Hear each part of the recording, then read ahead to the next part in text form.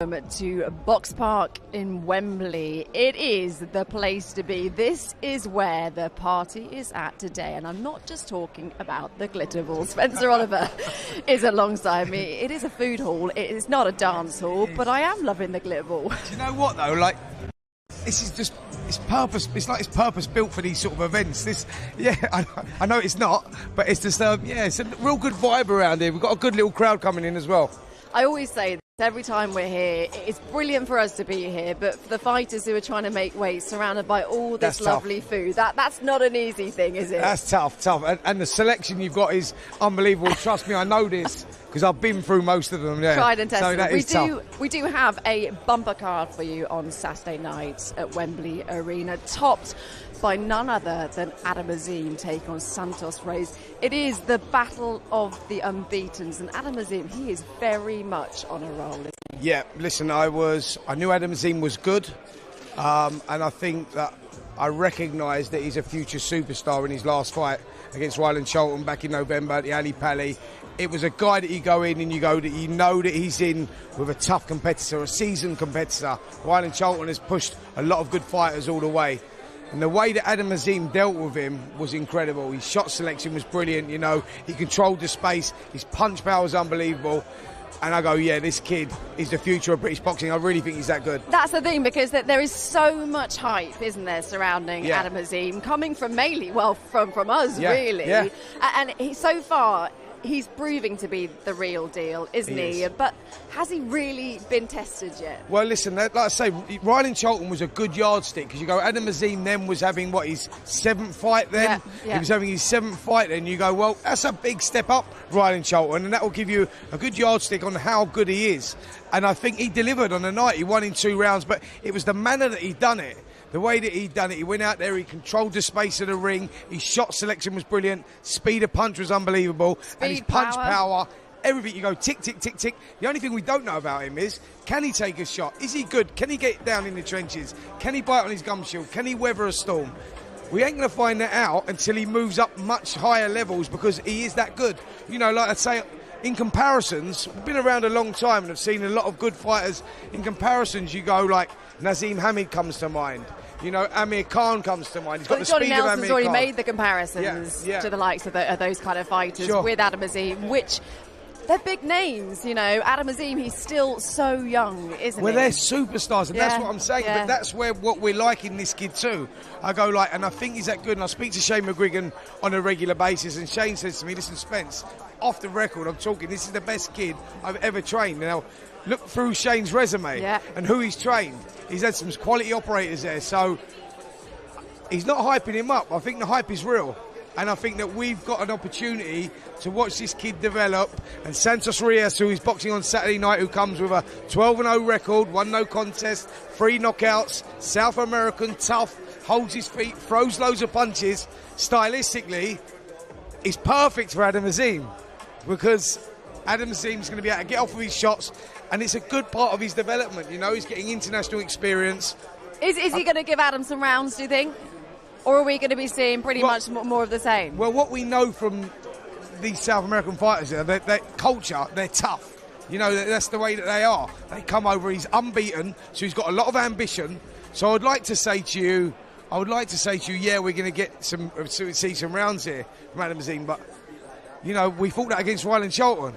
Every time I feel like we have these conversations, absolutely. Are we going to see some rounds? But potentially, Santos Reyes could be the fighter, though, to bring out the best in Adam Azim. Absolutely. He could answer a few questions that we don't know about Adam. That's for sure. If you look at his credentials, and I've looked at him on YouTube, and he looks tough. He looks tough. He brings it, and and he can take a shot, and and he'll come back at his opponent. So he should test Adam. But like I say, this is going to give us this is another great yardstick just to see how good Adam is, because on paper this should go maybe the distance, maybe into the later rounds, but he should give Adam a few problems, should test him, but let's just see. How well do you think Adam is dealing with the pressure that seems to be sort of on his shoulders right now? I mean, he's even given it the big talk, isn't he? He'd like to be European champion this year. He's already said he wants to become the youngest British world champion that has ever been. I mean, he's putting a lot of pressure on himself as well. I'm glad you asked me that question, because, well, it is. with fighters that are great, they feed off pressure. Right. And Adam Azim is one of those fighters that he's putting that pressure on himself because he feeds off that. And that brings out the best in his performances. And I think that, I think he thrives off the pressure. Great fighters do that. Okay, plenty of other fights on the bill to look forward to, one of which, a little bit of a left field one, and I'm talking about Zach Chelli, Anthony Sims. But potentially could be a great fight. I know, it's a great fight. Like, it's a great fight. Anthony Sims has only got one loss on his record, and he was having trouble with his trainers and whatnot at that time, and it was a little bit controversial anyway. He lost a split decision. That is a great fight. Zach Chelli is a guy that just wants to step up to the plate all the time and keep testing himself, keep pushing himself. He's got an immense amount of confidence in himself, but Anthony Sims Jr. on paper, big puncher. That's a great fight. A great fight. That's a real what do you pick. think that was going to come down to? I think it's going to come down to who wants it most. Who's going to be able to bite down on their gumshoe. I think they're both going to have their moments. I think they both could be in trouble in this fight. And ultimately, it's going to be about the one who wants to kick on a little bit more. It becomes a psychological battle in the end. It's about, when you're in there, and this is how I see that fight. I think if you'd have asked me this 12 months ago. I think that psychological battle's already started. I don't know if you saw them on Sky Sports News yesterday with Andy Scott. Yeah, and then the back and forth was very much there when they were talking about Anthony Sims' 20 knockouts. Yeah. And then Zach Chelli pipes up and says basically, you fool no one's really. Yeah. So it's already started, isn't it? Which gives it that extra spice. Zach Chelli is great at getting inside an opponent's head. Anthony Sims Jr. delivering. He was over here. We saw him over here before a couple of years ago. He's a great fighter. I mean, it's one of those ones, and like I say, if you'd asked me 12 months ago, I'll go, Anthony Sims Jr. will have too much for him. I think this kid could be a future world champion. And it still might be the case. But Zach Chelli keeps surprising us, and he keeps he keeps pushing the boundaries. Do you think, no, surely not. He's not going to, but he keeps stepping up the mark. And he's only young. He's only still, 25 years of age. So still got a bright future ahead of him. But I love his confidence. That's going to be a great fight. That could be fight of the night, by the way. Yeah, I'm really looking forward to that. But of course, we haven't seen Anthony Sims over here. He's dropped the junior thing, apparently. Yeah. He's now just Anthony Sims. We haven't seen him over here for a few years. So he's going to really, I guess the motivation for him is announcing himself on the stage over here, isn't it, again? Absolutely. It's a big opportunity for him. Boxing's all about opportunity. Britain seems to be the mecca of boxing at the moment. All the Americans, we used to want to go over and fight over there. It used to be, we want to fight in New York, we want to fight in Vegas. Now they all want to fight here. This is where it's all happening. So, big opportunity for Sims, and he's going to want to take it. It's the place to be. We got a disco ball. What more do you want? Absolutely. Come on, we got the food halls. We've got everything. All right, okay, let's get over to Big Mo to get this underway.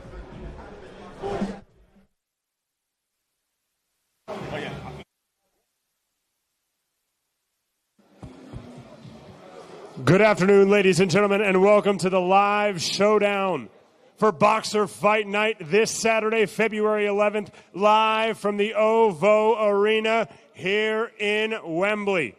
We would like to thank BoxPark Wembley for being our site today. We would also like to thank our headline partner, Bet365, in association with our official partners, Everlast, Village Hotels, Wow Hydrate, and FCI Markets.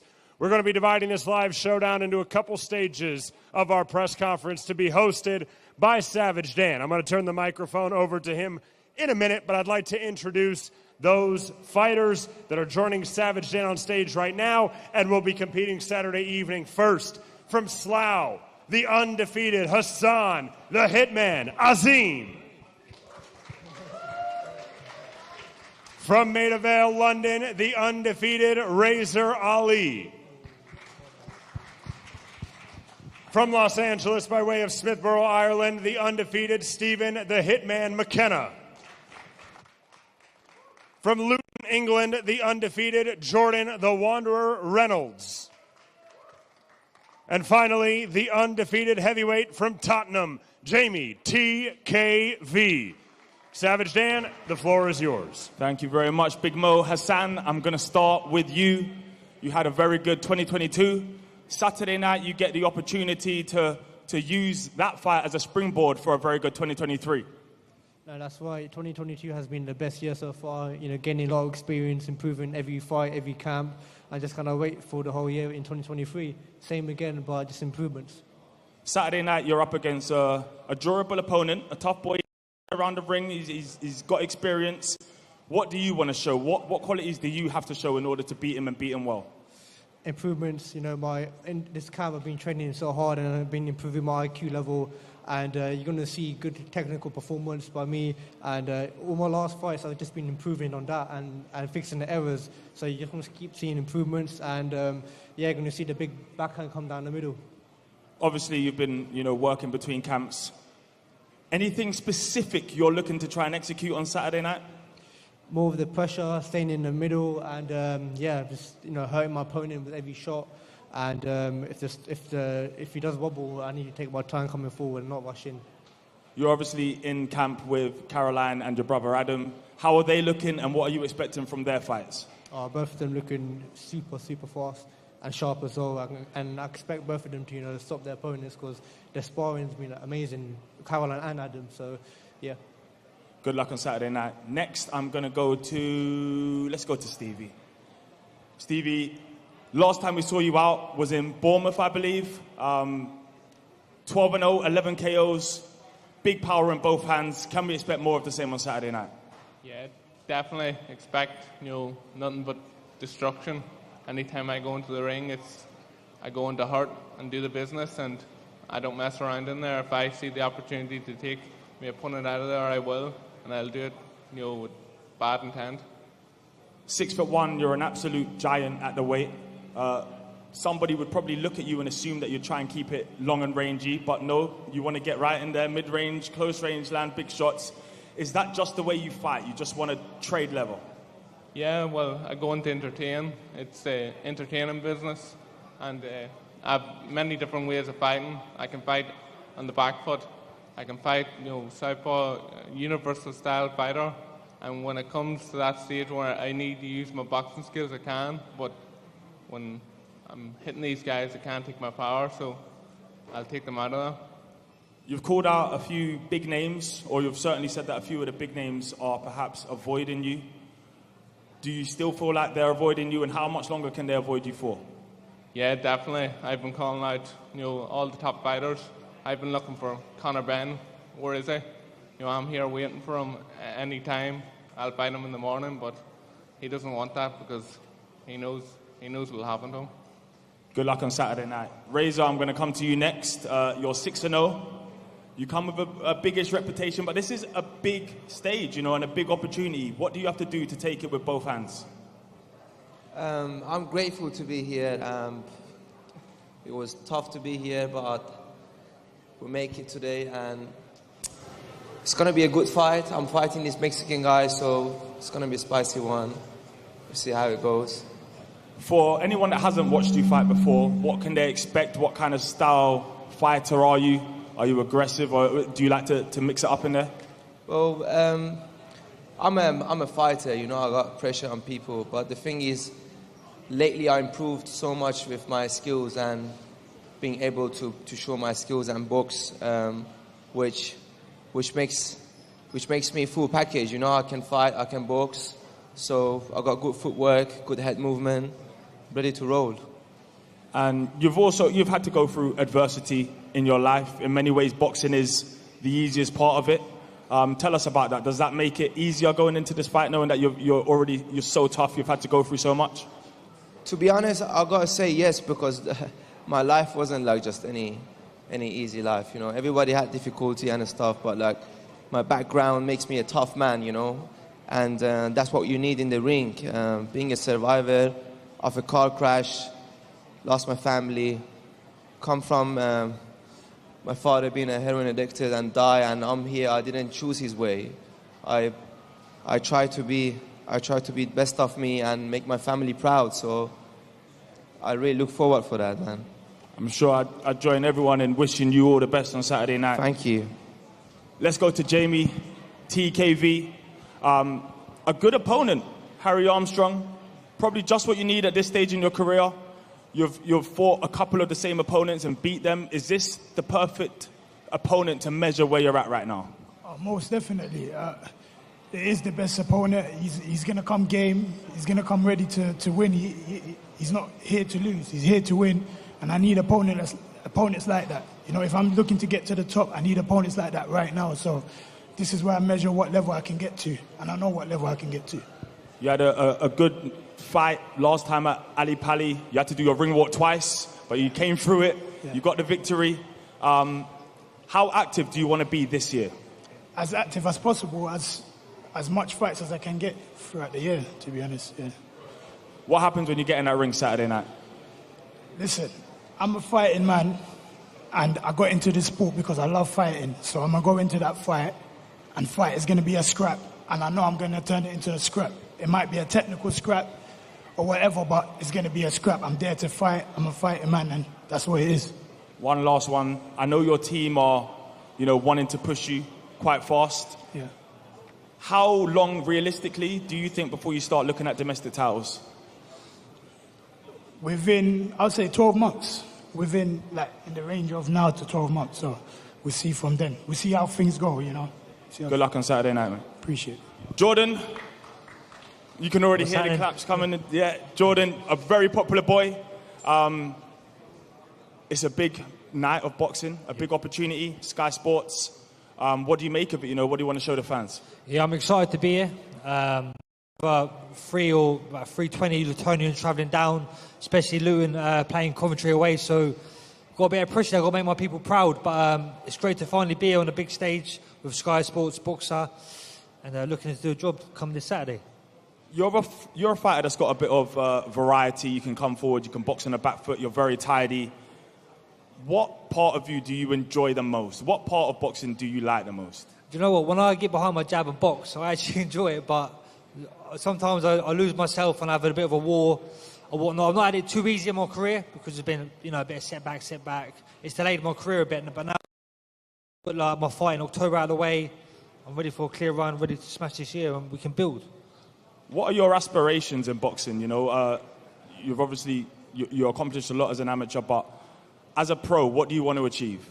Don't get me wrong, listen, I want to win all titles, as necessary. I think that's every dream for a boxer, but I think my thing is going overseas to America or something like that, and you bring in 10 or 15,000 Brits across seas. You can do 15,000? Well, hopefully one day. Listen, we're doing numbers now with word of mouth, my own publicity, being my weird self, my own character. So I don't see why not. It's just there to be done. A very popular boy, considering I think Luton, you're Coventry away, right? Yeah. And everyone 320 are still coming back. For 320, you'll be hearing them come Saturday. So yeah, give me 8 weeks' notice, a bit of promo, a bit of media, and we'll be doing numbers, mate. Finally, just a prediction for your fight on Saturday night. I'm going out for the stoppage, mate. I've got a box, but listen, I won't be letting them off the hook. I'm coming to do a proper job on them. Good luck to all you boys. I'll see you tomorrow. I'll probably see you Friday as well. But good luck for Saturday night. Just go down there. I think you're going to have some photos taken. Sweet, mate. Cheers.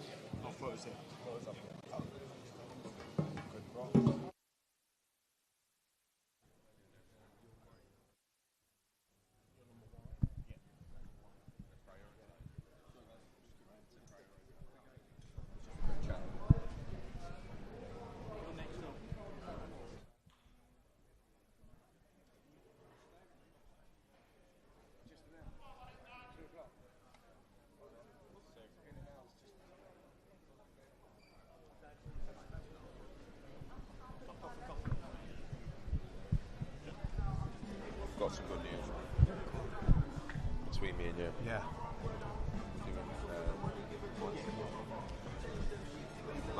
Well, it is a bumper bill on Saturday night that we are very much looking forward to. Spencer Oliver is still with me, and Ben Shalom has joined the party. Ben, we've just seen a few of the fights there. Out of those, who are you looking forward to seeing the most? It's Jamie TKV for me. He's almost a heavyweight that goes under the radar. He's with Ben Davison and Barry Smith, and they just believe that they tell me he's better than Fraser Clark, he's better than Fabio Wardley, he's better than those guys. And you know what? They really believe in their man. He's got a tough test on Saturday as well. He'll fight Nick Armstrong, who's also been unbeaten, who was going to fight for the English title. Until he got this offer to come onto Sky, to come onto Boxer, to try and cause an upset. That's a great fight. For me, it's one of the fights of the night, one I'm really looking forward to. What does Jamie TKV, what does he do well in your eyes, Spencer? Well, Harry, who is boxing actually, he's in my gym. He's trained by Don Charles. He's unbeaten in 6 fights as well. That's a good fight, a really good fight, because Harry sees this as opportunity. I'm staring at him. There he is. There he is. There. Yeah, he sees it's a big opportunity. So that is a great fight. That is a great fight. He's coming to win that. So yeah, I'm really looking forward to that one. Jamie's got a good amateur record as well. Yes. He moves well. He says he's having to go a tough route to get to the top, and he's fighting guys that are coming unbeaten, British guys that he can fight to try and prove himself. He's not a Fraser Clark with the Olympic pedigree and the medals and the this and that, but he's a heavyweight that wants to go right to the top. But you know what it is? It's all about opportunity here. Like, so we was talking about this earlier, Anna, and you look through the card and the fights that you've got on the undercard, and there's some very competitive fights there. Yeah. You know, and everyone wants to grab the limelight, wants to don't grab they? it. Talking of which, let's get back to Showdown for some more fun. And now, ladies and gentlemen, we would like to introduce our first head-to-head of today's live showdown for our Boxer Fight Night, Saturday, February 11th, here at Wembley at the OVO Arena. This contest is scheduled for 8 3-minute rounds in the cruiserweight division. Introducing first, joining Savage Dan on stage. He comes to us from Watford, England, with a professional record of 7 victories versus 2 defeats, with 5 of those wins coming by way of knockout. Ladies and gentlemen, please welcome Anis Taj.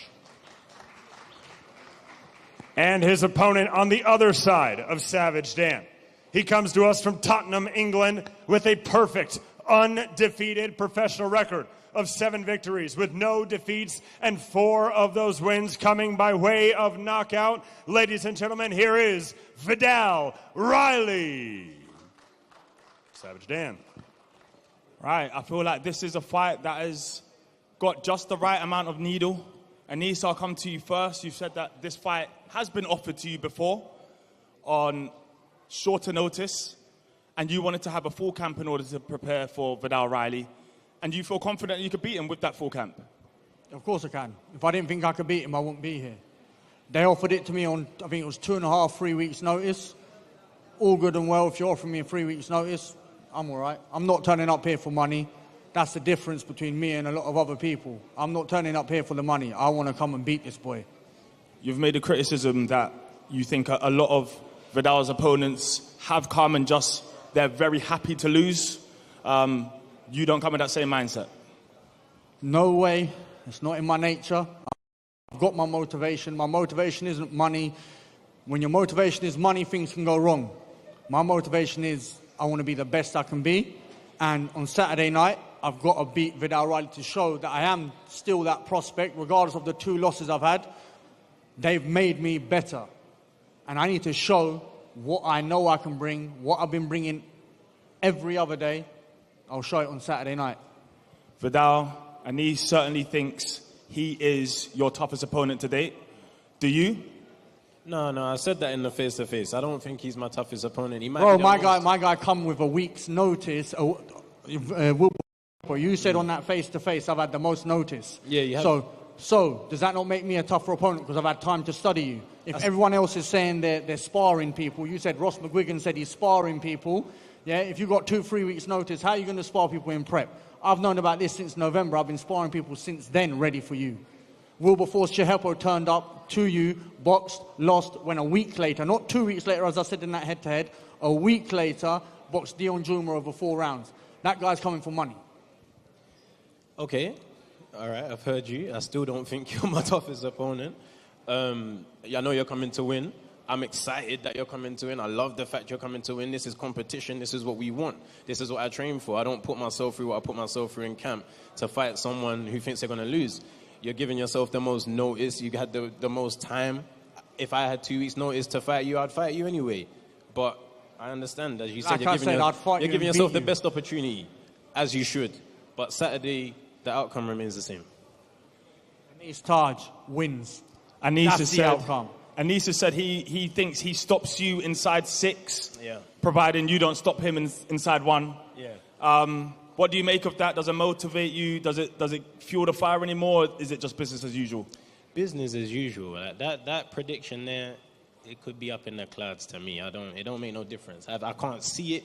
I can't envision it. I'm glad that he can see something. But you've been asking people if I've got an issue with you, brother.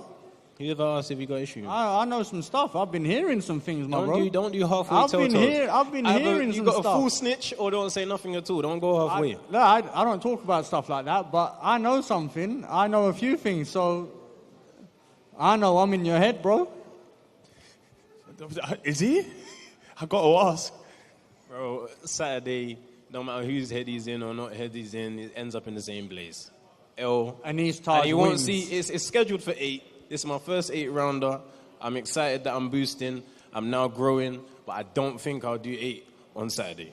Of course you won't, because you get stopped within 6. As he said. Anis, you fancy yourself as the bigger puncher in this fight, right? Yep.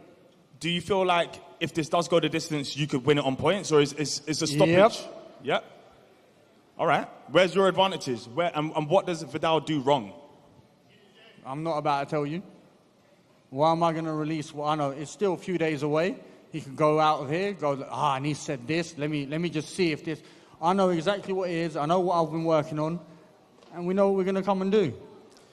You can say what you're going to do. You can say what you're not going to do. My plan remains the same. It's not going to change based on what you say now. I ain't going to leave BoxPark worried, thinking about what you said. I'm going to do the same thing that I plan to do, and my prediction is that you don't see round 4. Yeah, because you'll be out there. You don't see round 4. I'll see I'll see round 4. You'll be out of there, We've seen it. People get dropped. I go to the turnbuckle. You see the Viddal on the shorts. Same thing happens Saturday. Good luck. I don't need it. He said that he's not been impressed with your last performances. What have you seen of him, and have you been impressed or unimpressed? I'm not impressed. I know he's tough. I know he's coming to win. I know he's motivated. I'm not overlooking him. I respect Anis Taj for the fighter that he is. And with the respect that I give him, I don't think he'll see round 4. Any final words to one another? I feel like this is heating up pretty nicely. I said enough, man. It's all action. It's action week. Saturday, we go. Good luck. You'll need it. As you insist on saying, I don't believe that. Good luck to you both. All right, time for a head-to-head. Down there, I think. Down there?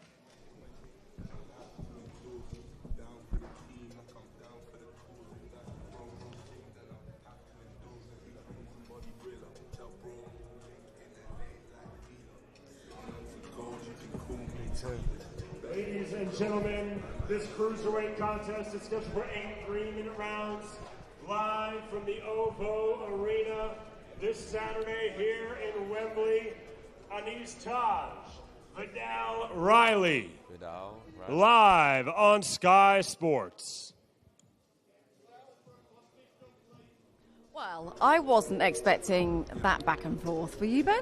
I was, because I know Anis. He was in our tournament. Yeah. Alciesta, who we work closely with, works very closely with Anis Taj. We know exactly the personality, but he fights how he talks. He is right at you. From as soon as the bell goes, he's going to be in Viddal's face and he's going to be throwing punches, and it's just what we want to see. It's just what we want to see for Viddal. He was so impressive in Manchester in November. He's going through the rounds really quickly. 8 rounds against Anis Taj. It's going to be a war, and I think Viddal will be looking to get him out of there. It has been so far so good, isn't it, for Viddal Riley? He's got the momentum that he's needed. He's really getting that now, isn't he? Absolutely. His career was a little bit start-stop and a little bit of inactivity. He had other things that he was focusing on outside of boxing. Now he seems to have got his head focused on boxing. He's an immense talent. He really is, Viddal Riley. He's a great talent, but Anis Taj, he's game, man. And do you know what? And I keep saying it, it's all about opportunity. And when they get these opportunities, Anis, we saw him in the boxing tournament, and he was unlucky. He lost a split decision to Rick Reeves, I think it was, that he lost.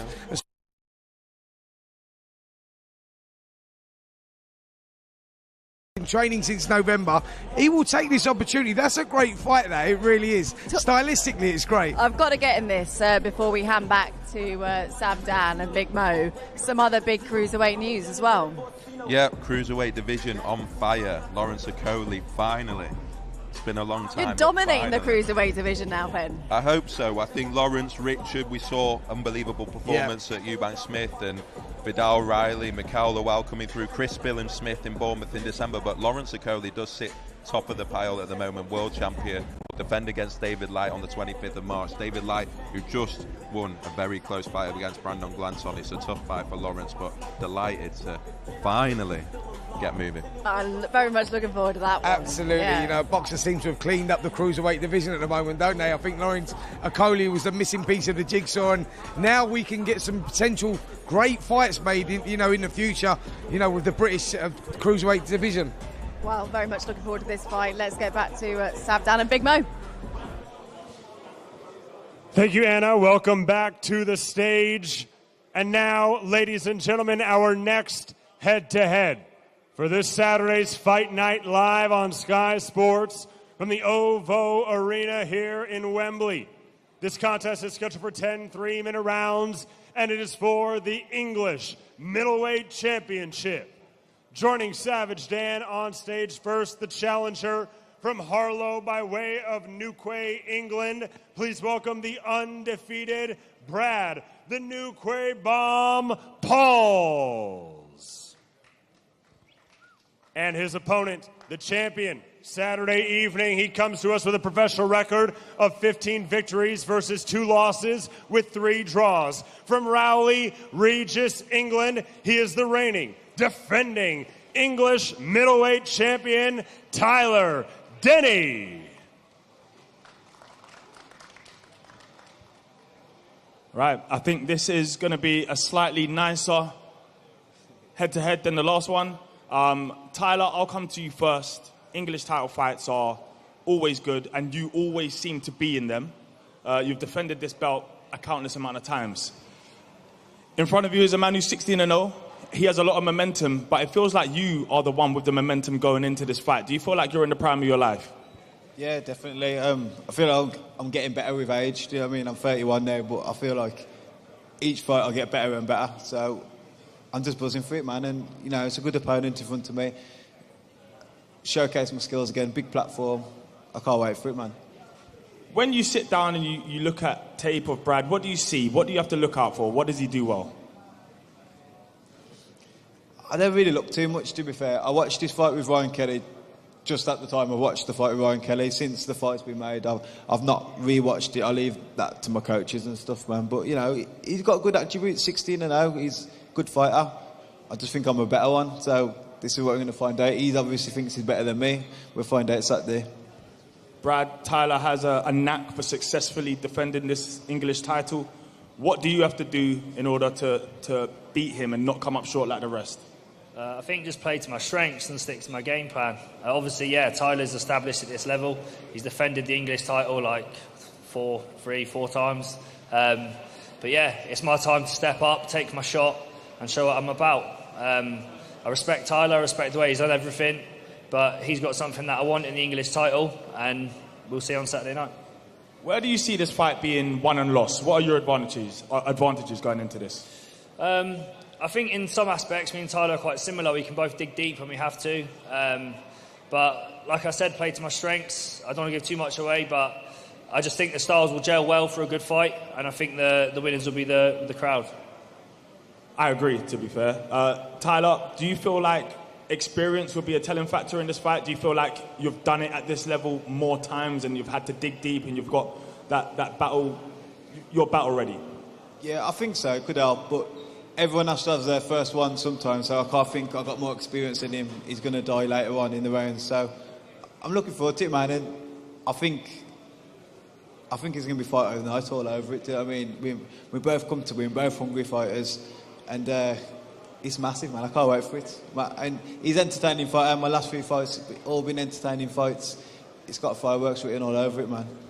Brad, where do you rank Tyler in your list of opponents? Is he at the top? Yeah, I've got to be honest, definitely. The toughest opponent yet. He's established, like I said. He's probably above it English level, where he's won it, defended it. But beating Tyler does so much for my career. It's a massive step up, and there's so much to gain from this fight. So, toughest opponent yet, but we'll see what I'm made of. We know how much you want to get your hands on that British title. This is a huge step in that direction. What does that mean for you? Does that motivate you more going into this fight? Massively. These are the sort of fights I want where there's just so much to gain.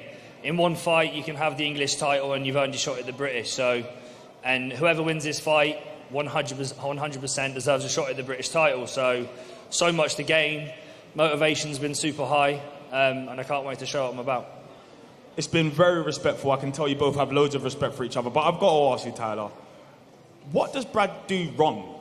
Does he have any weaknesses that you see, that you can say, that doesn't give away the total game plan? It just looks everything okay to me. Looks well. Do you know what I mean? It's not something I think, his footwork's bad or whatever. Like, but I just think I'm better. Do you know what I mean? It's not so much what he does wrong; it's what I do good. And I think I just do. I'm a better boxer than him, so that's what I'm looking to show, man. Brad, Tyler's said, he doesn't study much tape of his opponents. Do you like to have a proper look, or do you leave that to your coaches? Do you know what? Me and Tyler are quite similar, to be honest. I haven't really... I watched Tyler against Linus, because obviously I was there at your course, so Linus is my friend, but that holds no relevance. I watched Tyler's last fight against Brad. It was a good fight, a good performance. But yeah, it doesn't really matter, because I boxed completely different to how all these lads he's boxed, and it doesn't really correlate to me. I leave it to my coach. He tells me what I think I should be doing, and I listen to him. But yeah. Any last words to each other? No, it's pretty boring press conference. I know. Yeah, there's no beef here. It will be a good fight. See you Saturday. All the best. Yeah, nice one, man. Good luck to both of you. Cheers, mate. I'm rocking a mirror, just ain't no Buddha. You hit in the stomach. All of his guts and intestines he threw up. Got rid of the gun. I had to re-up on a new one. Henny no Georgie, spin through the floor seat. I'm at the Barclays and I got floor seats. Trees Baba, trying to get back out. I ain't trying to end up on Maury. Ladies and gentlemen, this bout is scheduled for 10 3-minute rounds for the English Middleweight Championship. Brad, the new bomb Pauls versus Tyler Denny. Live on Sky Sports from the OVO Arena.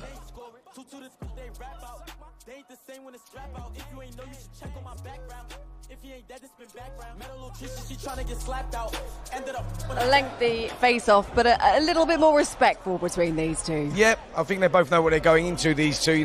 Brad Pauls is an undefeated fighter, so he's got a lot of ambition, sees this as a big opportunity, big platform, title on the line. And Tyler Denny, battle-hardened, isn't he? That's battle-hardened. We've seen him time and time again, and he's tough, and he'll bring it, and we know what we get with him.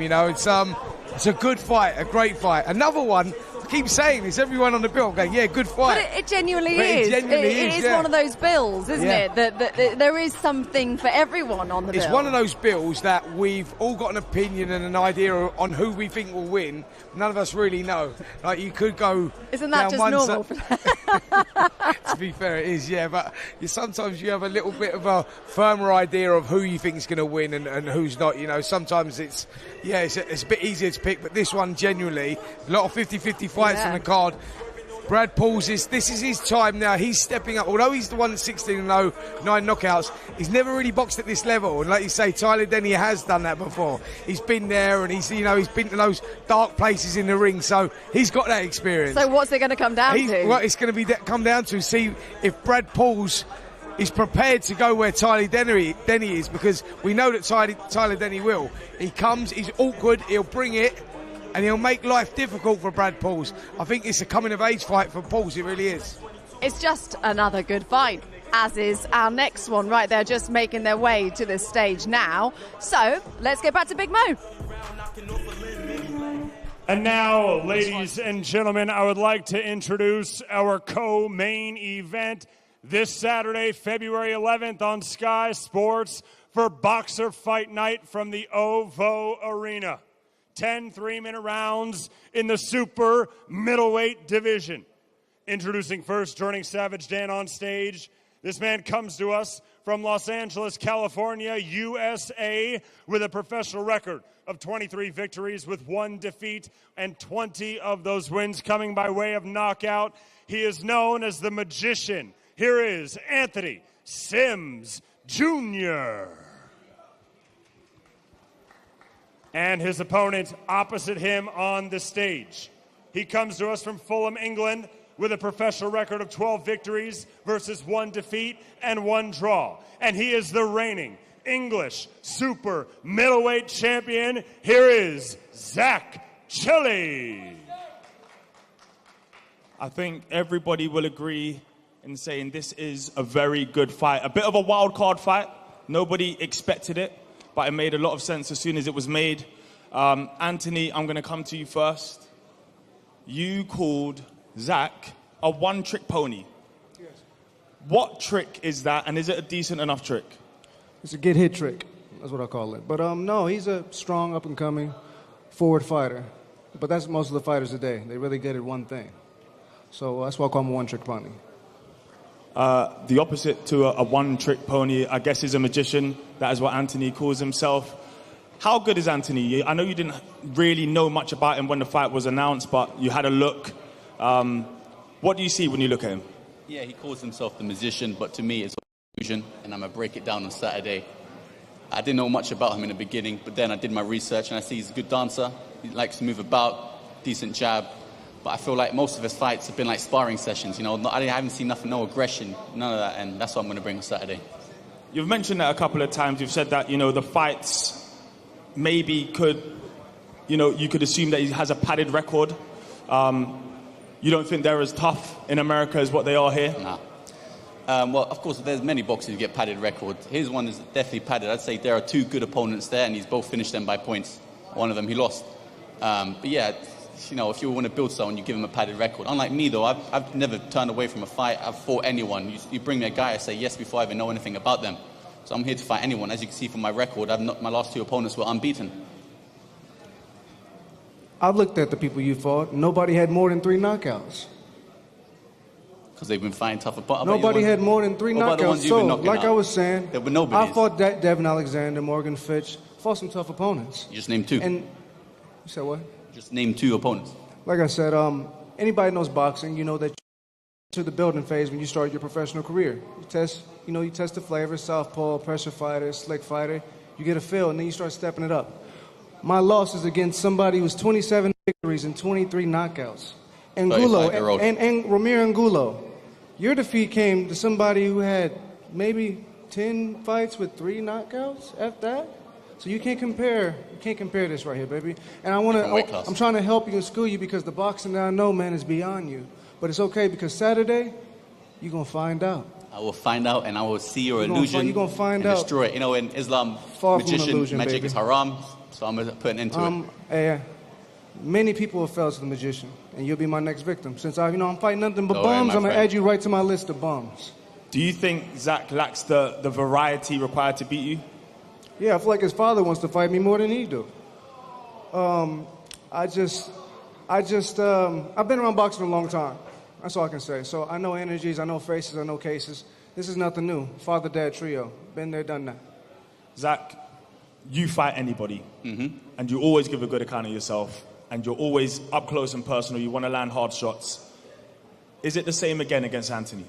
Most definitely. I think his style will be perfect for mine. Run away, run around, and I'll just catch him one nice one, put him down. He talks all this power, but I don't see it. You hit Jermaine Brown on the chin, clean a few times. He's got a head of stone, that's all I'm saying. Jermaine went nowhere, but Jermaine hurt you. Jermaine got 3 knockouts. You almost went to sleep. Oh, he did. I won that fight, mate. I don't think you were watching it properly. But too much. Boxing is all about styles. Styles make fights. Boxer versus a brawler, boxer puncher versus yourself. I'm a professional, so I'm looking forward to it. Does that give him an added dimension, the fact that he is a dancer, he is a bit of a boxer, but he does have knockouts on his record? Do you have to be a little bit more cautious pursuing him? He's a dancer. He's in the wrong sport. He should stick to ballet or something like that. It'd be probably better. But yeah, he's going to dance around, and I'll just catch him in a clean one. That's it. I mean, boxing is about rhythm, and as you can see, he lacks rhythm completely. Oh, you'll see the rhythm. He has no rhythm. And it's just like, it's this raw chicken talking to me in a suit right now, real crazy, not the side of his neck. Not knowing, the boxing I know, man, it's beyond you and him. But it's okay, because Saturday I'm going to show you. You continue to say, my power and all this and that. You're going to find out, brother. I like your accent. Both of you are big punchers. Is this just as much about being able to take a good shot as it is being able to land one? Yeah, but I wouldn't say we're big punchers. He just throws big punches. I wouldn't say he's a power puncher. He wants to be a power puncher. In his mind, he thinks he's a power puncher. If he was, then he would have more than 6 knockouts against people who had less I than fight 4 tough knockouts. opponents. You fight nobodies, mate. Tough I opponents. take anyone. Let me tell you something. English fighters, good boxing, educated, but American fighters, Latino fighters, Mexican fighters, you have so many flavors in the United States to master. Slick, inside, outside, southpaw. You don't have to deal with that here. So I'm not boxing. You have master boxers out here in the UK. Make great Listen, professionals. mate, you're very delusional. You're going to wake up on Saturday See, after the here's the knockout thing, and you're here's going to the realize. Here's the thing. You keep repeating to me what your father told you to say delusional. Come What? with something better than delusional, I'm the baby. one that says delusional. Come to something. Delusional. I'm going to say this too. Next time y'all want an autograph, don't knock on my door. Meet me downstairs in the that was a lobby. mistake. How about you do I'll that? explain Okay? That was a mistake. Next time, I was told to go on the 4th floor and go left. Next time, I did not know that was your room. You didn't know it was my room, but he said, "Hey, Anthony, come to the way." And I said, "Look, Yeah, I'll give you my signature, my autograph." I was told go on the 4th afterwards. floor, go to the left, and that's the weighing room. So you that punchy? That you was a went, mistake, mate. That was a mistake. Someone left set us instead of up, right. man. So that means you're punchy. Well, that's a man. coincidence. It must have been fake. So that means you're just punchy. If you went left instead of right, you know left and right, right? This is left. They told me to go That's left. right. Come out the elevator, go You're left, a 4th teacher. floor. You don't know left Come and out right. the elevator, left floor. That's a I'm not problem, going to expose man. your room, That's actually, a so problem, sorry about brother. that. That's a problem. Yeah, you should have opened it. You should have opened it, mate.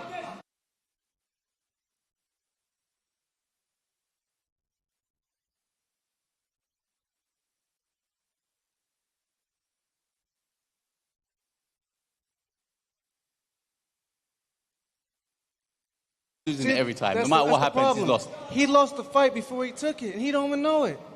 So I'll fight anyone, and you're That's a the nobody, problem. so I'll take You'll it. fight anybody. And you're an anybody, You didn't so I'll know take who I it. was before you fought me, but And I saw you, and I was more happy to fight you. More than happy to fight after I saw you. I was like, oh, this guy just bars. So which one is it? You saw me? Yeah, 'Cause when they told me the name. on the Zoom call, you said that you haven't even looked at Well, me. You didn't know who I was. let me explain. On the For explanation, your I'm finishing. simple mind. You said Basically, that I knew nothing about you when they brought you in, and then after I'd done my research, after I accepted the fight.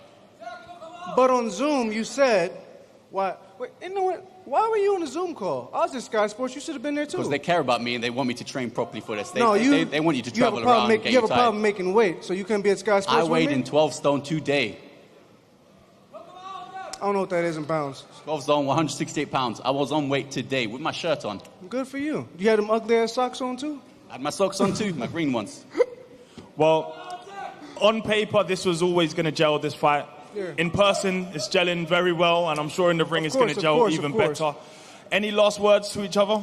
I'm a professional. I wish them the best of luck. You know, best man to win the fight. And let's give the UK fans what they want. They want big fights. You know, let's take it back to the 80s. Tommy Hearns versus Roberto Duran. Roberto Duran versus Marvin Hagler. Marvin Hagler versus Marco Geraldo. Let's go back to that type of boxing. But some of y'all don't know them names, do y'all? Of course they do. Zach, any last words? Last words, of course, I hope you brought travel insurance, as you'll be needing it on Saturday. Traveling, I still don't get this, man. Travel You talking about my insurance, when you get baggage? beat up, you're going to go to the NHS and they'll pay for it. I hope but you got kept a travel receipt insurance. for that suit. Get your money back, please. For that Lovely shirt, suit. too, Hey, brother. my mother got me this suit. Please, I like the suit. Hey, I don't talk about mother, so I'll let you have that. Thank you very much. My respect. Good luck to both of you. And that was a good one. And you can't enter my heart, so I send it to the street. She when I vibes with a kid like cartel. Goes in the pitch in the school, these girls are spanning United like Marshall. I don't know if she loves the kid or hates the kid. Ladies and gentlemen, this is your co-main event. Saturday night from the OVO Arena here in Wembley. 10 3-minute rounds in the super middleweight division. The USA versus the UK. Anthony the Magician Sims Jr. versus the reigning English super middleweight champion Zach Chelly. Live on Sky Sports for Boxer Fight Night.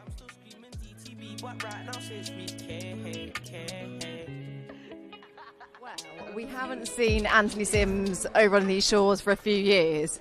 We kind of missed him, haven't we, Spencer? I enjoyed that. I missed him a lot. That was good. You know, he's a chip off the old block. Floyd Mayweather's cousin. You could see a little bit of Floyd in him there. Yeah. The in confidence. selling those fights. The confidence was incredible, and you know he can fight as well. He can really fight. You know, I'm expecting something really good. I love the confidence of Zach Chelly. I love the way that he's always trying to push. He always wants to step up, but this is by far He's very his much biggest that step kind of up. I'll It really fight is. anyone mentality, isn't he? He has, and Yeah, he's got himself a tough fight on Saturday night with Anthony Sims, because Sims, for me, is the real deal. He can fight. He's only got the one loss on his record. I remember. It's a bit of a left field fight, this one. It is left field, but I remember when Matchroom signed Sims, and I was like, he is a star. Absolutely. He is a star because he can talk, he can walk. We know he can fight. And he's never really gone on and lived up to the expectation that he would go right to the top.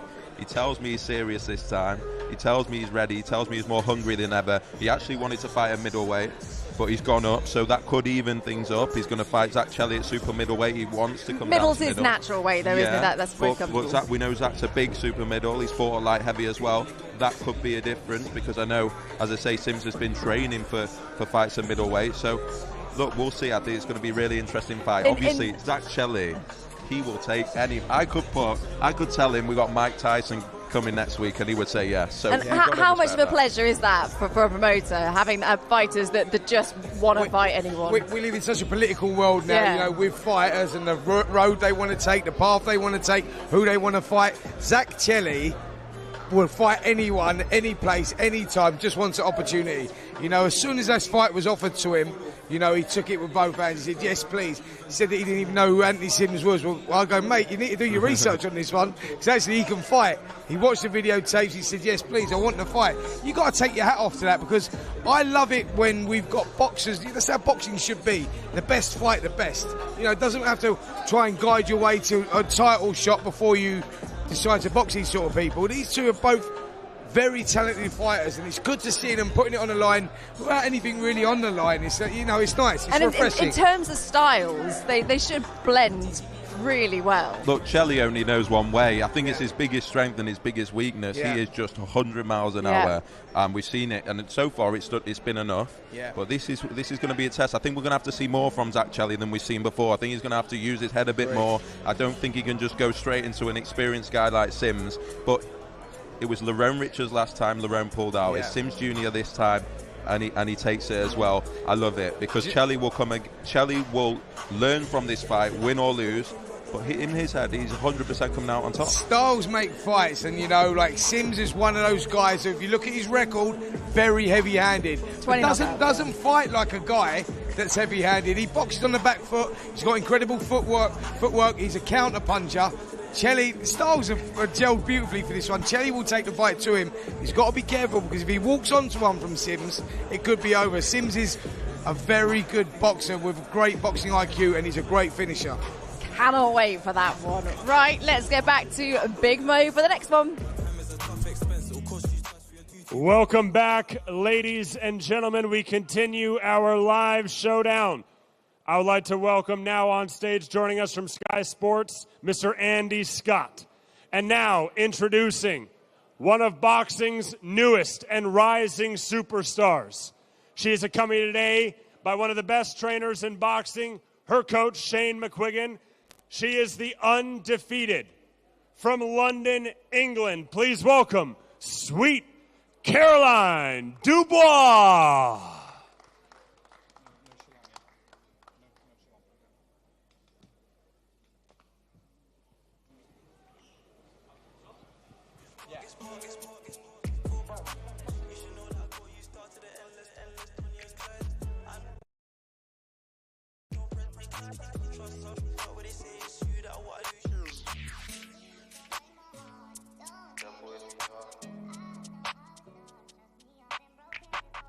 Shane McQuiggan, Caroline Dubois, join me on stage. Great to see you both. We are going to ask you to do a little bit of a workout after a brief chat, so don't be too overeager. Great to see you. How are you feeling on fight week? It's all roads lead towards Saturday night, and your first fight of 2023 after a very successful 2022. I'm very excited. This is the first one of the year, and definitely going to be first of many, so I'm excited to go out and put on a show and just go to work and show what I've been working on in the gym. Momentum is key for fighters. We hear that all the time. I mean, you probably couldn't have wished for a better 2022. 5 fights, 4 knockouts, and turning some heads along the way.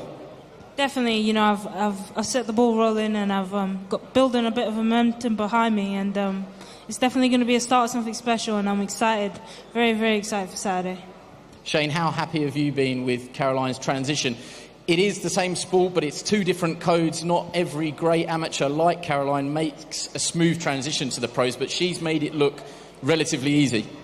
Yeah, definitely. I mean, I had a conversation with her the other day. I said that she's the most improved fighter in the gym, especially last year. So, going to look to make some statements this year.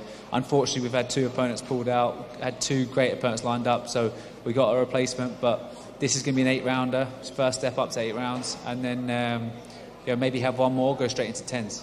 That is a statement in itself, though, Caroline, because that is a gym that is oozing with talent at the moment, and it's a cliche, isn't it? Iron sharpens iron, but you all seem to be pushing each other on. Chris Billum-Smith, Adam Azim, Hassan, Robbie Davies Jr., your brother, Daniel Dubois. I'm sure I'm missing someone out there, unless you're going to tell me off. But to be labelled the most improved in the gym, that is a real statement from your trainer. It's something, isn't it? You know, he rarely ever tells me this, but I'm excited. Obviously, I've got a lot of... not pressure, but, you know, I've got eyes on me, so I want to go out and show out. And as you said, the gym's a buzzing gym. It's a busy gym. It's a packed gym with not just people, but talent. You know, there's so much talent in the gym, and I'm one of them, and I'm thankful to be there. It's a good place for me. As you said, it's cliche, but it's true.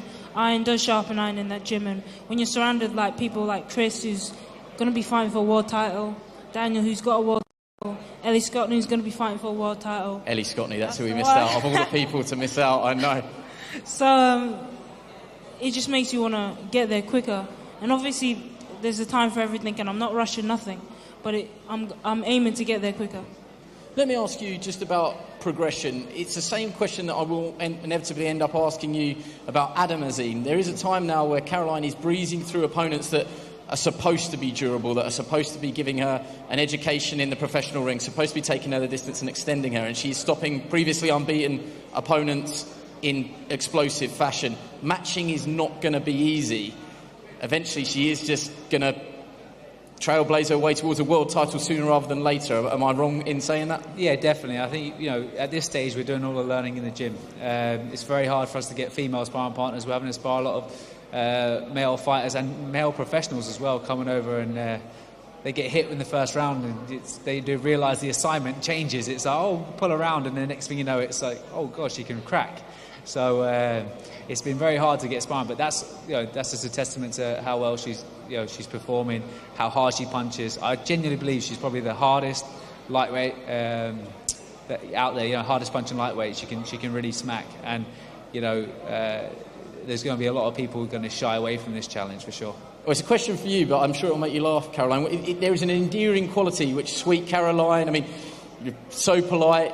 Lovely character outside the ring, and I say it from a safe distance, but once that first bell rings, it is a complete flick of the switch, and Caroline Dubois is not to be messed with. I mean, is she like that in the gym behind closed doors, or is this whole thing an act? Yeah, exactly. Sometimes she's a bit angry. I keep saying, is everything all right? She's trying to take my head off as well as a sparring partner. So, but that's just the spiteful side, and that's what you need. You need belief in yourself. You need some spite, and she's got that spite for sure. Just finally on your opponent, Caroline, Farouche Mashara, we are familiar with her. She's been over here before. She did go the distance with Nina Bradley in a Commonwealth title fight. That's good pedigree. And Tasha Jonas over 6 rounds, very good pedigree.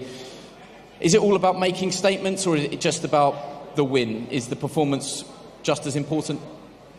It's about making statements. And just finally, it's a question for after Saturday night, so I will ask it then, but if you're mapping out 2023, is this the year over the next 12 months now that you feel that you could get into world title contention, that you could win a world title this calendar year?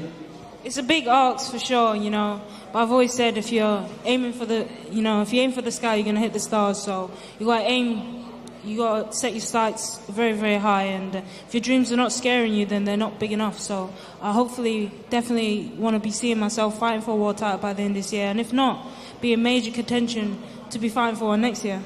Aim high and dare to be great. I think you're going to do a little bit of a workout for us now, nothing too strenuous, but the floor is yours. Ladies and gentlemen, Caroline Dubois. Until my eyes turn red, yeah. And try sweet, sweet vibe. So please don't you kill my heart. Kill my heart. I got a joint, you got a lighter, let's roll one. And we ain't smoking no half, we want the whole one.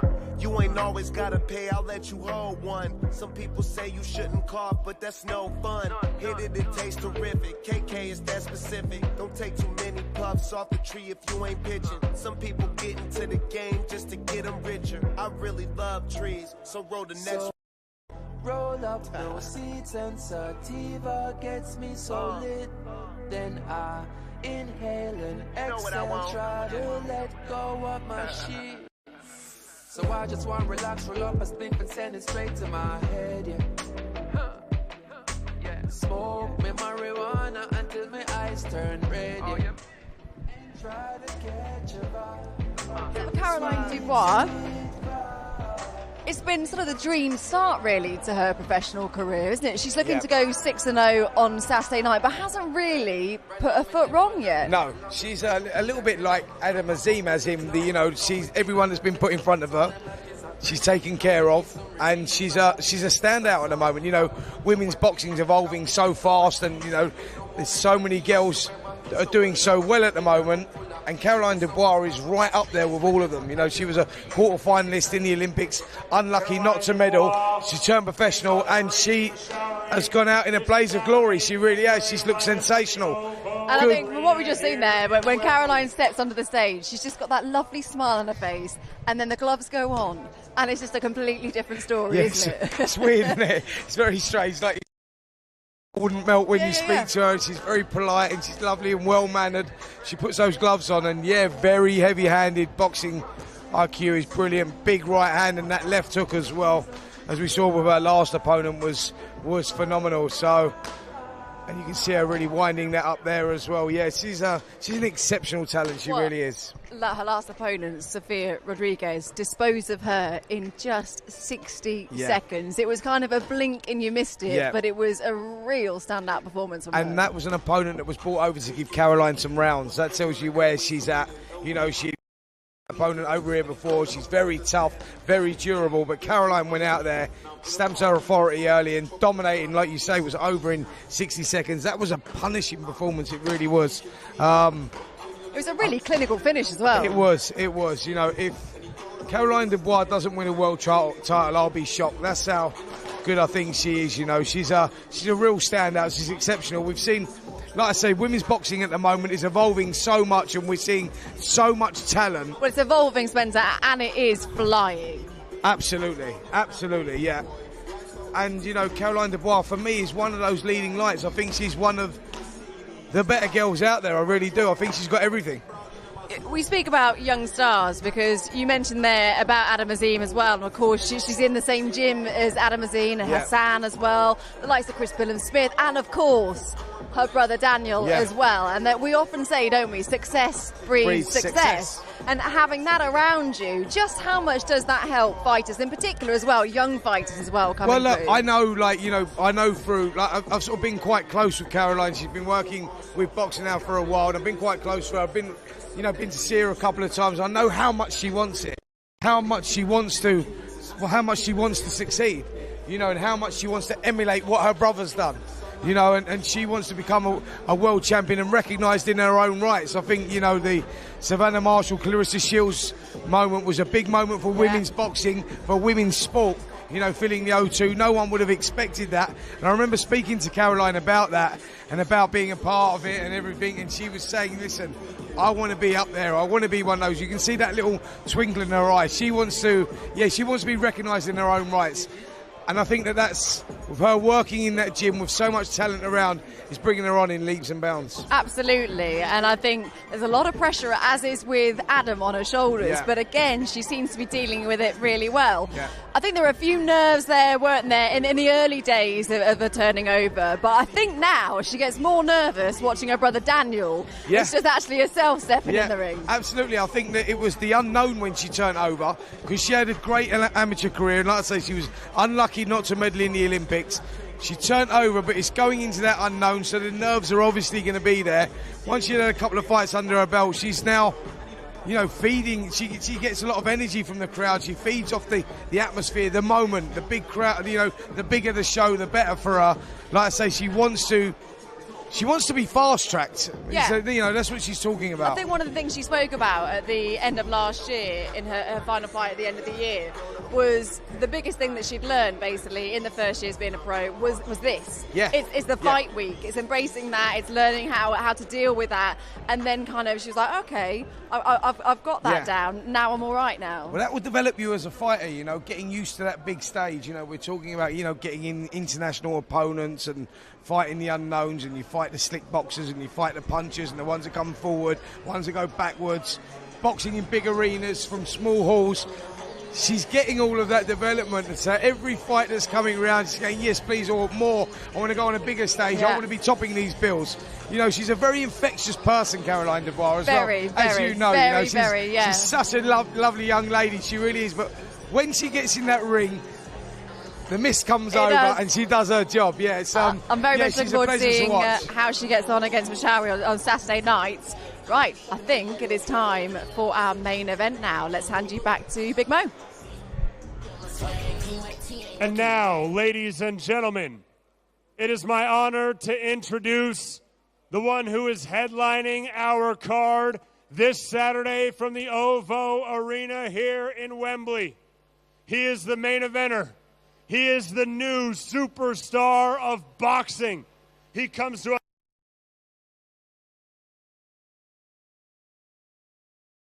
Victories, no defeats, 6 of those wins coming by way of knockout. He is the reigning WBC Youth Intercontinental Super Lightweight Champion, and now main eventing on Sky Sports to around the world.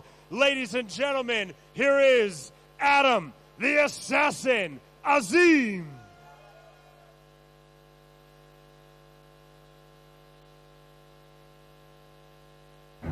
Adam, following in the footsteps of greatness has always been your destiny. With your own unique style that the world has never seen, the road ahead is bright. A wise man once said, precision beats power, timing beats speed. A champion has all of these.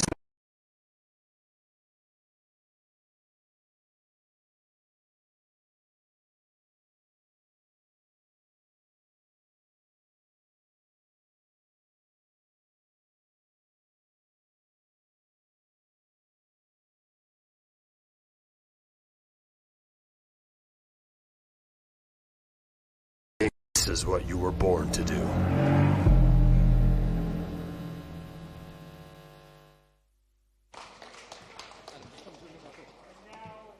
Ladies and gentlemen, joining Andy Scott on stage, once again, Adam the Assassin Azim. Adam, great to see you. I mean, first off, your reaction to that promo, courtesy of Boxer and the team down there, it sets the scene pretty good, doesn't it? Yeah, that's probably one of the best promos I've ever seen, so big up Boxer for making that video, and yeah, thank you so much for that. I think it shows the impact that you're having, though. You're starting to really make a name for yourself, and people are on this journey. I mean, confidence just must be flying through you at the moment. Yeah, most definitely. You know, I've been in the stage now where, you know, I'm going to fights, I'm not even nervous. You know, the pressure doesn't get to me because I've been training really hard, and I'm very focused, and I'm very determined, you know, to put on a great performance. And how have you found that sort of being thrown into the limelight? You're headlining shows now, it's 7-0, but feels like this journey has been going for quite a while already. We're all on the bandwagon, and you've been impressing, you've been doing your bit. I just wonder how you feel in yourself now. Do you feel that you're growing into this headliner role? Yeah, most definitely. I'm definitely growing into it. I'm ready, you know, for the fights. I'm ready. I train really hard, and you know, it's getting easier every time. You know, I'm going to these events, doing the weigh-in, and all this, and I'm getting used to it now. So, which is great. Just rewind to Alexandra Palace and that stunning knockout win over Ryland Charlton. Yep. Ryland is no mug. He's a very good fighter, and he was brought in to extend you, to give you a test. Yeah, definitely, because I was prepared for that fight, full 10 rounds, and you know, with me, I don't expect the knockout to come. We don't even predict what round it is. If the knockout comes, it comes. It's, you know, all praise, you know, to the God that he gets me, you know, the knockout. So. At the same time, though, you're vicious, you're spiteful, and those shots, they look like knockout shots, and they are knockout shots. You must start believing in your own power as well. All the whispers that come out the gym is sparring is getting harder to find, because you fight like you spar, and you spar like you fight, without, you know, crossing my lines too much. Yeah, definitely. I'm very heavy-handed in both hands, but you know what comes with heavy hands is I've got speed as well. So if I've got the combination together, then I can put off, you know, devastating knockouts. I can, you know, put on a great performance. But a lot of people haven't seen my IQ yet, which, you know, they haven't seen. So at the same time, there will be a fight. There will be a case where you will be extended, and this may well be Santos Reyes this weekend. If you have to go rounds and you have to go the distance, you're prepared for that as well? I'm prepared for any rounds. If it's like I've been doing numerous rounds in the gym. I've been sparring with 3 different people. I'm not even getting tired. So, you know, I'm ready for any rounds.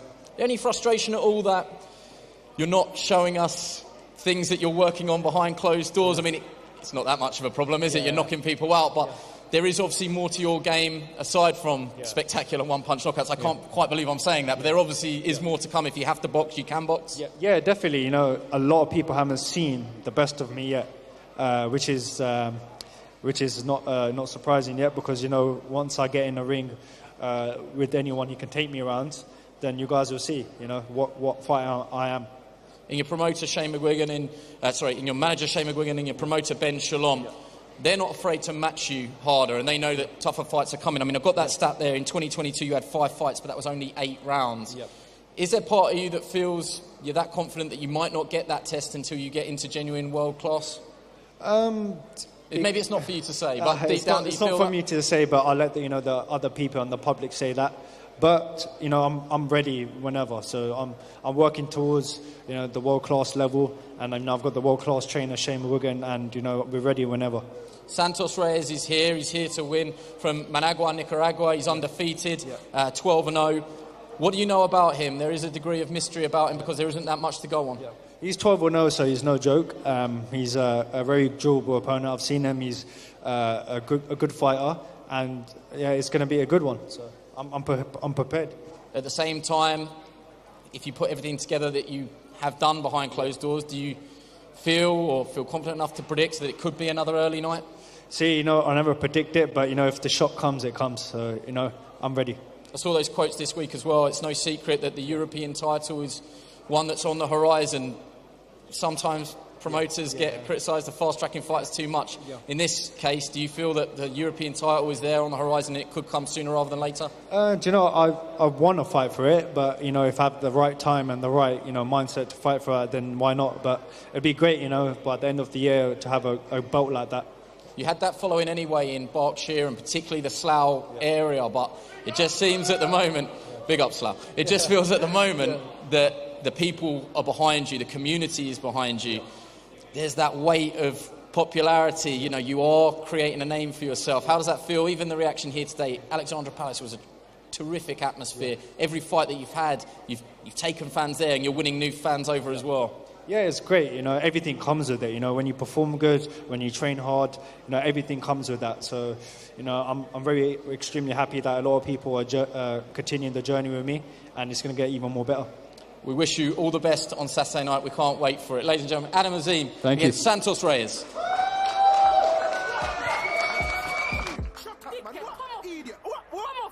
Mercedes with a dig dash.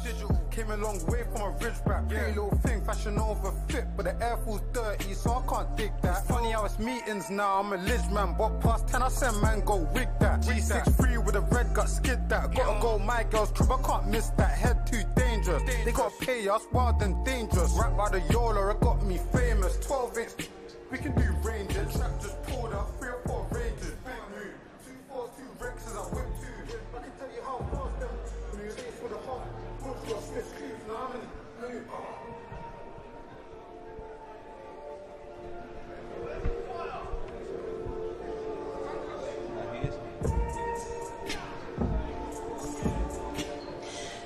The thing about Adam Azim is he genuinely does seem to be growing every fight, doesn't he? And not just in the ring, but out of the ring as well. You're seeing his confidence grow. Absolutely. You know, he's a kid that believes in himself. He knows his own abilities. He knows what he's doing in the gym. He knows the sparring and the people that he's competing with in the ring. And, you know, he's only 20 years of age. He's talk of him boxing for European titles. He's the one putting that out there, isn't he? Because of his self-belief. And I think he really is that good. It's like I said before, Ryland Charlton was a great yardstick to tell us where he was at in his development. And the manner that he won that contest, you go, it's going to be harder to hold this kid back than let him go. You know, sometimes if you're good enough, you're old enough. And in Adam Azim's case, like Amir Khan, like Nazim Hamid, they all done it when they were really young because they had that unbelievable ability. And I put him in that category, I really do. I think that 22 years of age, he's talking about wanting to win a world title by. He's a realistic number, I really do. Yeah, I think people talk about his age. He's 20 years old, but he looks at the Javonte Davises, he looks at the Ryan Garcias, even the Devin Haney's, and for him, he gets frustrated that he's not being talked about with those names. That's what he wants in the next 12 months. He wants to be a phenomenon. He wants to break records. So for him, you know, time is of the essence. He wants to break records. So he's 20 years old. We're going to be looking, hopefully, to challenge for world titles, you know, when he's 21. And that, you know, the youngest world champion in Britain, that's what he's aiming for right now. In terms of Reyes, I mean, he faces an unbeaten opponent. What will he give Adam Azim? Realistically, do you think he will be for him? It will certainly be his biggest test today. I mean, Santos Reyes is no joke. He's a WBA Latin champion. He's defended that belt as well. He's 12 fights in. He's unbeaten. Good amateur. This is a test. This is a test, and this is also it's an unknown test for Adam. You know, we've got some footage, we've seen some fights. We know this guy can fight, but when you offer in the top 10 in Britain ludicrous sums, almost better purses than they've ever had, you have to go further afield. And yeah, Santos Reyes is coming to win, and that's what we need. We need someone that's fearless. We need someone that's coming here to spoil the party, that wants to get in that ring and make a name for himself. And Santos Reyes is here to do that. Because it's all very well, isn't it, blowing your opponents away, but you want to learn, don't you? You want to be tested, and I guess you want to see where you're at. Absolutely. I thought that's what we was going to get last November. Alexandra Palace, a big stage there, first time that he was topping a bill in a big venue. It was a great opportunity, but we thought we was going to get Anna 6, 7 rounds, 8 rounds, or maybe even a points decision from that. The manner that he went out there and done that, I said to Ben after I went, he's going to struggle finding opponents for this kid. You really are. Santos Reyes comes with an incredible record, 12-0, 1 no contest, 3 KOs. I've seen him. He's flat-footed, typical South American, likes a fight, he's tough, can take a good shot. And it's going to be another great test on the international stage just to see where Adam Azim is. I mean, if he wins this fight and wins it early, it's going to be making a real statement. Let me just say that, because Reyes has come here with ambition. He believes he's going to win, and he sees it as an opportunity. He comes from a tough background where he goes, this is what I've been fighting for. This is the opportunity. He's here to upset the party. Absolutely. He's not come to make the numbers up. He has to move quickly as well, Spencer.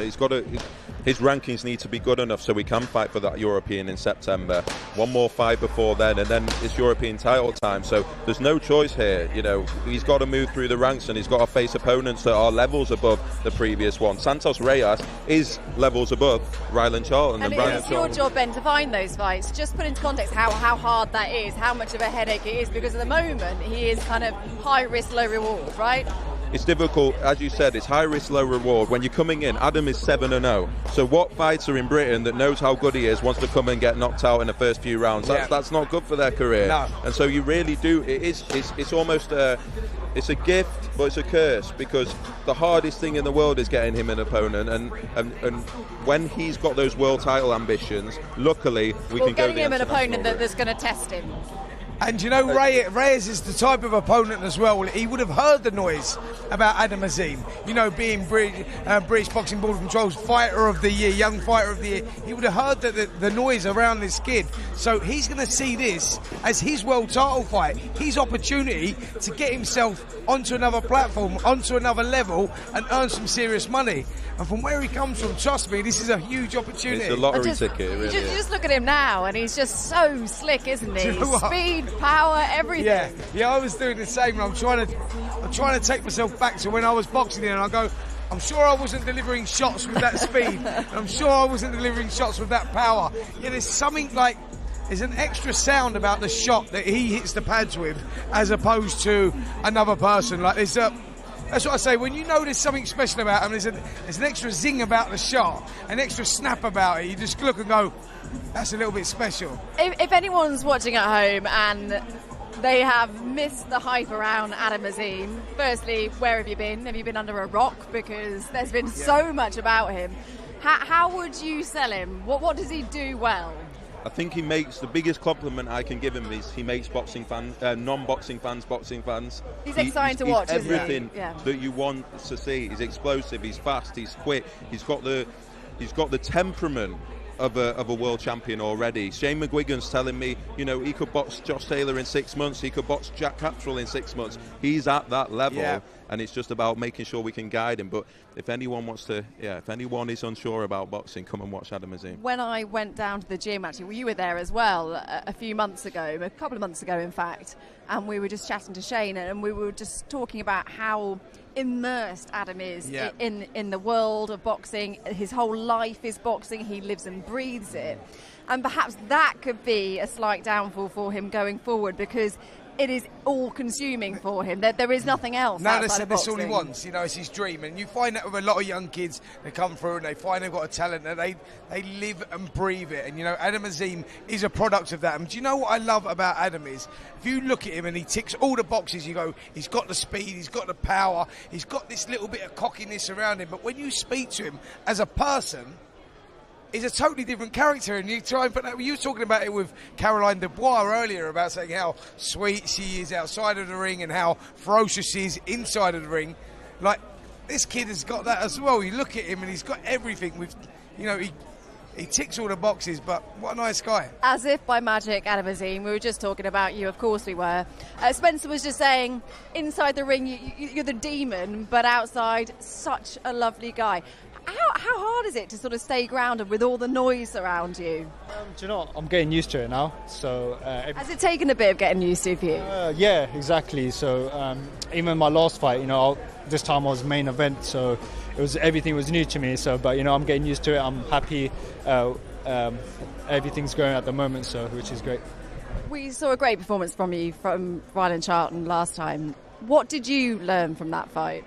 What I learned in that fight is that, you know, Ryland's a tough opponent and very strong. And, you know, I planted the shots that I wanted, and I got the devastating knockout that I wanted. So, but, you know, I didn't know he would go that early. I thought it would be like 4 or 5 rounds, but so did we. Yeah, no one expected that. So, but, you know, I got the great performance that I wanted. In terms of Saturday night, Ben, what are you looking to give us on Saturday night? Is it more of the same, or do you personally want to get some rounds under your belt? What is it? See, I'm prepared for any rounds. I can go 10 rounds, you know, I could go 12 rounds. I'm doing 10 rounds in the gym with 3 different people. And the thing is, I want to do the same statement, you know, for this fight as well, because he's 12-0, he's no joke, and he's coming here to win. But, you know, I'm prepared, so. The truth is, you're looking to be explosive. You want to go in there and you want to get rid of him. No, you don't get paid for overtime. Go in there, statement, you know, first round, second round, brilliant, and people go, wow.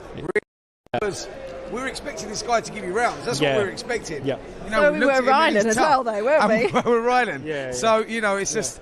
You know, it's all about living up to the hype, and the hype for you at the moment. Yeah. I mean, I know the hype's real, but the hype at the moment and the buzz around you at the moment, it's all about delivery. It's going great. See, with me, I never predict a round. If the shot comes, it comes, and you know, it's the shots that you expect. And you know, when I hit Ryland, the shots that I don't expect. So, and even the other previous fights I had, I want to hit shots that no one see. You know.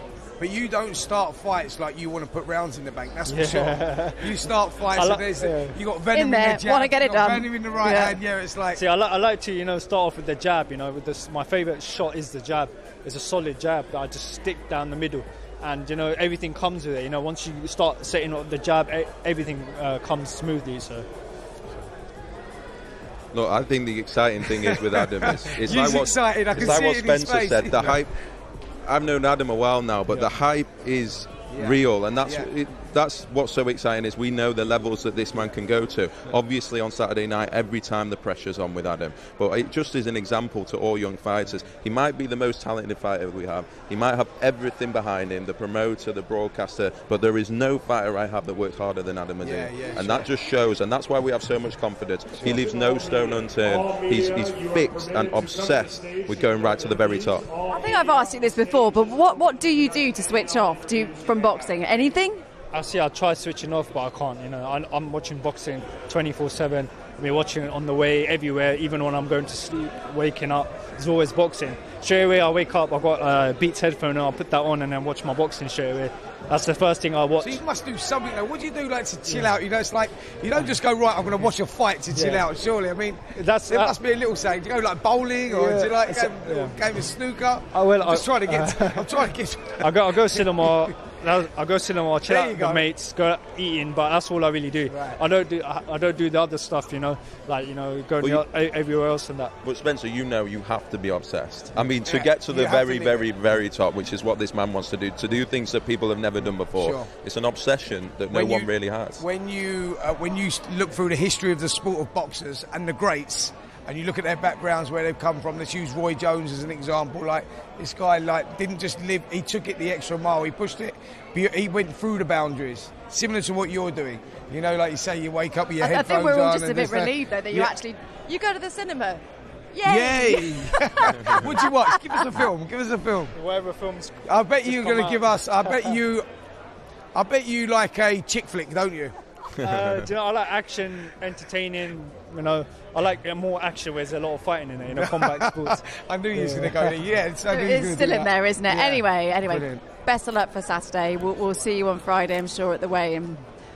That's it from us here at BoxPark, isn't it? Fun. Ben, pleasure.